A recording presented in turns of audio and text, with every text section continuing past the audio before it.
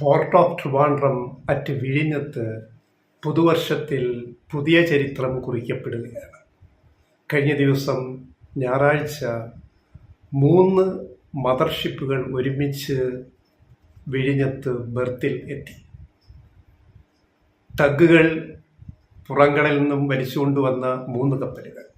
ആ 3 കപ്പലുകളും MSCയുടെ കപ്പലുകൾ, ലോകത്തെ ഏറ്റവും വലിയ ഷിപ്പിംഗ് കമ്പനിയായ, ചരക്ക് ഗതാഗത കമ്പനിയായ MSCയുടെ 3 കപ്പലുകൾ വിഴിഞ്ഞത്ത് ബെർത്ത് ചെയ്തു എന്നത് വിഴിഞ്ഞത്തിൻ്റെ ജൈത്രയാത്രയിലെ പുതിയ നാഴികക്കല്ലാണ്.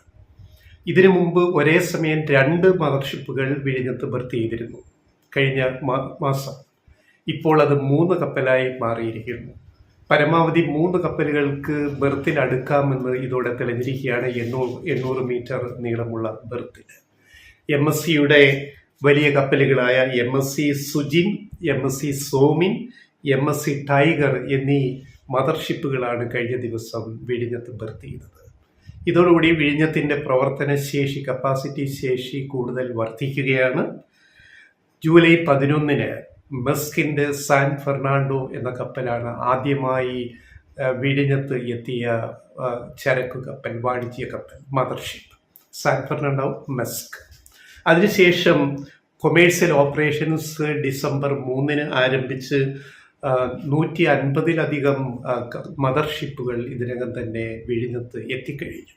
അത് വിഴിഞ്ഞത്തിൻ്റെ വളർച്ച, അതിവേഗം മുന്നോട്ട് പോകുന്ന വിഴിഞ്ഞത്തിൻ്റെ പുരോഗതിയാണ് കാണുന്നത്.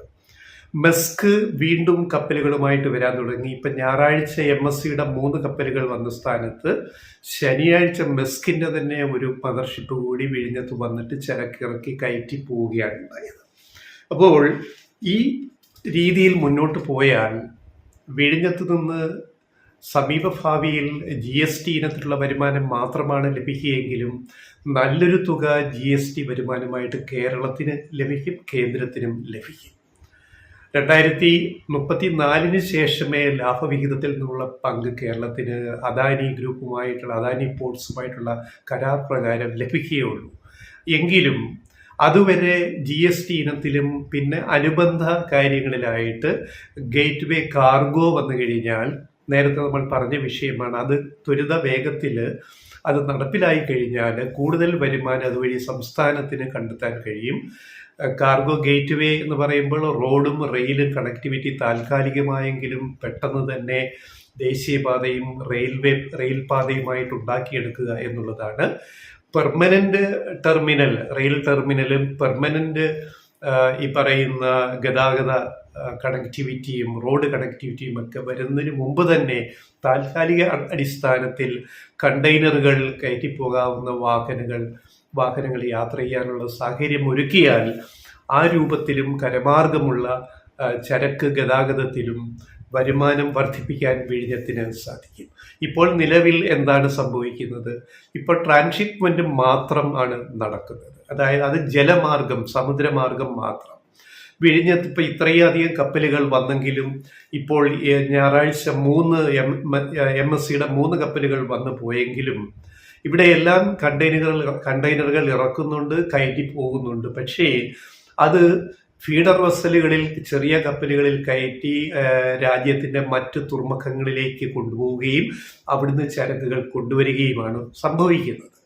അപ്പോൾ അദാനിക്ക് ഇതിന് വൻ ലാഭം കിട്ടുന്നുണ്ട് കരാർ പ്രകാരം. കാരണം കരമാർഗം കണ്ടെയ്നർ ലോറികൾ, ട്രെയിലറുകൾ വന്നാലും ഗതാഗതം കരമാർഗത്തിന് പകരം ജലമാർഗത്തിലൂടെ ഫീഡർ വെസലുകളിൽ മറ്റ് ഇന്ത്യൻ തുറമുഖങ്ങളിൽ നിന്ന് ചരക്കുകൾ വന്നാലും അദാനിക്ക് അതിൻ്റെ വരുമാനം കിട്ടും. പക്ഷേ കേരളത്തിന് കൂടുതൽ വരുമാനം കിട്ടണമെങ്കിൽ കരമാർഗമുള്ള കാർഗോ ഗേറ്റ് വേ കൂടി റെയിൽ ആൻഡ് റോഡ് ശരിയായാൽ മാത്രമേ ഉള്ളൂ. അതാണ് ഞങ്ങൾ നേരത്തെ ചൂണ്ടിക്കാണിച്ചിട്ടുള്ളത്. അവിടെയാണ് കേരളത്തിന് വരുമാന നഷ്ടം, അതായത് പ്രതീക്ഷിക്കാവുന്ന വലിയൊരു വരുമാനം നമുക്ക് കിട്ടാതെ പോകുന്നു, റോഡ് റെയിൽ കണക്ടിവിറ്റി ഇല്ലായ്മ കൊണ്ട്. പക്ഷേ അദാനിക്ക് ഏത് വഴി വന്നാലും ഇപ്പം ജലമാർഗം സമുദ്രത്തിൽ കൂടെ ഫീഡർ വെസലുകളിൽ ചരക്കുകൾ കൊണ്ടുപോയാലും അത് മദർ വെസലുകളിൽ കയറ്റി ഇറക്കി പോകുന്നതിൻ്റെ ഒരു വലിയ വരുമാനം അദാനിക്ക് കിട്ടിക്കൊണ്ടിരിക്കും. പക്ഷേ സംസ്ഥാനത്തിൻ്റെ വരുമാനം വർദ്ധിപ്പിക്കാനുള്ള അടിയന്തര നടപടികളാണ് ഇക്കാര്യത്തിൽ ഉണ്ടാവേണ്ടത്. അപ്പോൾ ഒരു കാര്യം കൂടി നമുക്കിപ്പോൾ ഞായറാഴ്ചയോടെ വ്യക്തമായിരിക്കുന്നു. 3 കപ്പലുകൾ ബർത്ത് ചെയ്യുന്ന തരത്തിലേക്ക് വിഴിഞ്ഞം രാജ്യാന്തര തുറമുഖം പോർട്ട് ഓഫ് ട്രിവാൻഡ്രം ഒരു പടി കൂടി മുന്നോട്ട് പോയിരിക്കുന്നു. ആദ്യം ഒരു മദർഷിപ്പ്, പിന്നെ 2 മദർഷിപ്പ്, ഇപ്പം സാമാന്യ വലിപ്പമുള്ള 3 മദർഷിപ്പുകൾ വിഴിഞ്ഞത്ത് ബർത്ത് ചെയ്തത് വിഴിഞ്ഞത്തിൻ്റെ പുരോഗതിക്ക് അടുത്തൊരു ഒരു സ്റ്റെപ്പ് കൂടി മുന്നോട്ട് എന്നത് നമുക്ക് തീർച്ചയായും പറയാൻ സാധിക്കും.